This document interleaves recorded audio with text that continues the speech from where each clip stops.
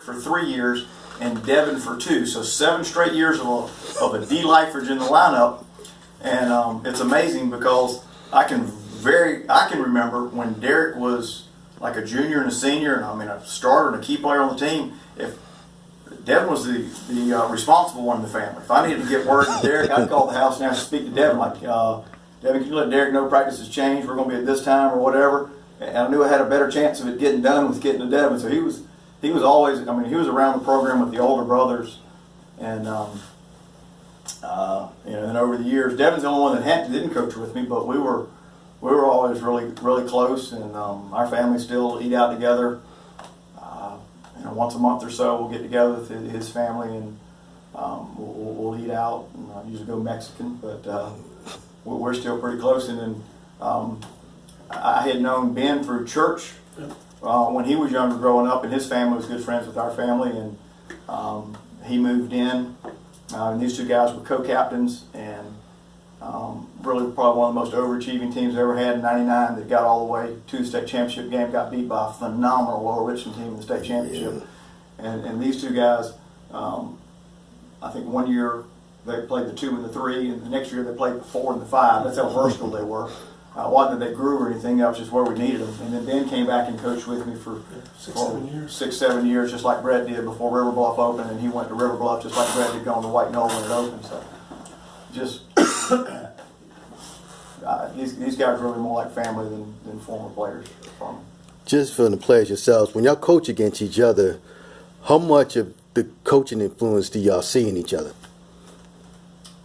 Well, you see a lot of the same, maybe some defenses or calls. You kind of know each other. I always tell Coach Harris, Coach is pretty competitive, and I just tell him, hey, I want to beat you 2 times a year. You want to beat me, but after that, it's over. I mean, it's just a game.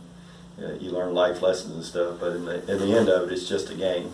I love basketball, and I've coached and played a long time, and we can use a lot of the things that happen during a basketball game or happen during the year in our lives and the kids' lives, and try to teach those life lessons like Coach taught us. But in the end of it, we know, and all of us now, we're going to play each other twice or 3 times, and we know we want to win. But after it's over, it's just shake each other's hands and let's make sure we're coaching the kids right and teaching them life lessons.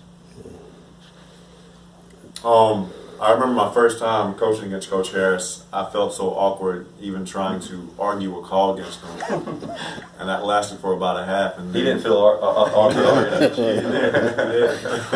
But it was just different. It was kind of weird. I got over that pretty quick. But like Coach Jones said, I mean, I think at the end of the day, you realize that the relationship is bigger than that. And after the game is over, we'll shake hands and we'll text each other by 10 o'clock and talk about what we both did well and things we can improve on. And so, again, that part to me kind of defines the relationship more than the things between the lines. Yeah, I mean, it's definitely, it's odd. But at the same time, if I didn't approach it as competitively as I could, I think that would disappoint Coach Harris more if that was the case than us going full tilt. Because, I mean, clearly we learned a lot from him. How we approach it, how we coach it, and doing it in a competitive way. It is a game, and family's bigger than basketball, and we kind of see each other as family. So when it's all said and done, we know we gave each other our best shot, and it just is what it is at that point. All right, for Coach Harris, though, as sort of your career winds down, just how comfortable are you when it comes to your legacy, seeing how many former players you now see having success in coaching? If that's what I'm judged on, and these guys are part of it, then I'll be in pretty good shape because, these 3 guys, a couple other guys, Thomas Ryan and Will Clark and a lot of other guys that are, in coaching at the high school or college level, if I was able to influence them in just a little bit of a way to want to be a coach and be an influence on kids, and like I said, for my kids to be able to play for these guys, and I actually did have one guy to play for Ben. That's all a parent could ask for, is have your kids play for one of these guys. And the only enjoyment I get out of playing them is that I know that after the game I'm going to get to see their wife and kids and their parents and get a hug and win, lose, or draw. And that's really, I hate playing them because I want them to go undefeated. but I certainly, as Brett said, I'm fairly competitive. I don't want to lose that game. So really the only positive is that I do get to see their family after the game, and we are all pretty good about that, and we're all pretty much texting each other, like I said, by about 10 o'clock, or Thomas Ryan knows me probably even well. He'll call me at 1 o'clock in the morning, like, Coach, I know you're not asleep because you'll play tonight. So, because I don't sleep after games, and so we're usually talking to find out how each other did, and hopefully it's a good. It's better when we don't play each other. Then you got a chance for everybody to have been successful. Speaking of Thomas, of course, he won a state title last year. Just for the players, just how much does that give y'all motivation? Well, he won it, so maybe it's now one of our guys' our turn to win one. And in particular, I guess in your case, is he going to give you a piece of the ring, considering that game-winning play he ran, he said he got from you? He's not going to give me a ring. But, I thought he might run that play since he hadn't run it all game. No, Thomas is. He coached with me. I coached him here with Coach Harris, and he coached me at White Knoll for a year. So I was excited for Coach Ryan. A lot of pressure at Dorman University to win, and he had a lot of pressure on him. So I was glad to see he got the monkey off his back for that. The expectations up there are so high. But Thomas does a great job, just like these guys, and he's got a lot of good players to help him. But he does a great job, and so we were all excited for Thomas winning the state championship. I don't feel like it's my turn yet, just because Thomas won it. I'm excited for him and happy for him. He's well deserving of it. I feel like everyone has their own path, and if anything else, I feel like the similarities are in the standard of excellence. I think we're all trying to do it the same way, and obviously that looks different from gym to gym, but we're all trying to do it the same way because of the model that Coach Harris showed us. And that process, I know it's a familiar term right now, but you just have to trust the process. And when I kind of get into those tough basketball decisions, if I don't call him out right, I'll at least think in my mind subconsciously, okay, how would Coach Harris handle this? And that usually steers me in the right direction. So, I mean, I'd love for it to be my turn to win the state championship. It does take a lot of work, and you've got to really invest into the program that you're coaching. And we saw Coach Harris do that. We had a great example to see somebody that came through that same situation go somewhere, implement a lot of the same things, and have that same success. I mean, it helps justify what we're doing and the way that we're doing it. But, still a lot of work has to go into it, though. Well, each year going into this year, just a little bit about what y'all expect from your team this year. Well, I'm a new school.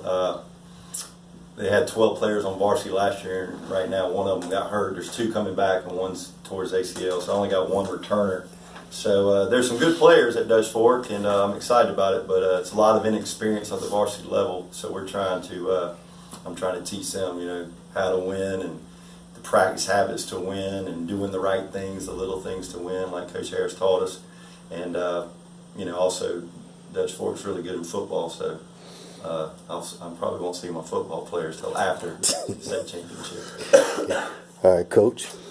We're going to be very inexperienced. I returned 3 Letterman and another senior that didn't play a lot last year. And 2 of those 4 guys have been out for between 4 and 6 months with some pretty serious injuries. They're back, but it's still a work in progress. And basically, we've got 3 guys that have varsity experience in a JV team that wasn't overly successful last year. But their attitude's been great. They've worked hard. I'm excited to start the season as I have been any other year. I don't think we're going to be a state champion contender, but I think we're a team that on the right nights and on most nights are going to be competitive, and that's really all you can ask is their best effort and for buy-in and get after it. And so far so good there. I would probably echo the same thing. We are so doggone young. Probably looking at 2 of our better players being sophomores. And so that's a challenge in itself in regards to experience. But just trying to establish a culture, being somewhere new, that's a huge challenge. But I think the group we have is absolutely amazing. And the kids are working really hard. So from a competitive standpoint, I'll sleep a lot better than I did last year. because I know we have the right kids trying to do the right things and playing the right way. So for that part, I'm excited, and we'll see what happens. Yeah, I've only got 2 kids that got minutes last year coming back. So not a lot of varsity experience. But I think there's potential, and I think maybe you think that with every team you coach. You get to know them, and you like them as people, and you like their effort. But you never really know until that first game. So we're just gonna keep working as hard as we can, and we'll see what happens. Well, this year you have yourself in and also Lexington in the Lake Murray tip-off. I guess how much, well, you're hoping at least try to win a couple of games, maybe set up a championship matchup. Well, yeah, I mean, you want to play the 4 o'clock game on Friday because that means you have some success earlier on in the tournament. So I'll have a lot better idea of what I've got as a team after those 3 or 4 games. Yeah, Coach. Yeah, I mean, I'll always look forward to that tip-off tournament. I tell the kids, you don't have to practice, and you get to play 4 games in a week without practicing. That as a player, that's all you can ask for. And then from a coach's standpoint, I think you really find out what you've got, moving forward. And with the way our region's set up, you got to play 3 region games before Christmas. So it's actually, even though it's early, I think it's pretty important to find out what you've got and what adjustments you've got to make, what your personnel, who can play. It's a little hard to tell in practice sometimes who can hold up in game situations. I guess Coach Jones, Coach Blackford, what's sort of your preseason plans? Well, we're still scrimmaging. We have 4 scrimmages lined up. We're playing in 2 Christmas tournaments, so we don't play until the week after Thanksgiving. So I'll be here scouting those guys. Tell us what we're doing wrong, get my guys in the right spot. Get out of position, Taylor. It's not over. I did ask him in a regular game to do that one time. I had somebody out of position running the play wrong. Like, Tell them how to Brett, get that guy in the right place down there. That's right. We've got actually 2 scrimmages this week. We've got a pretty heavy non-region schedule just to prepare us for the region, but other than that, we're not in any preseason tournament. So, I guess who some of the teams you're playing in that? we've got AC Flora for scrimmaging, Gray University tomorrow. So we got our hands full going back to Fairfield Thursday to scrimmage them, and I think we also have a pretty good Westwood team. Looking forward to it. Okay.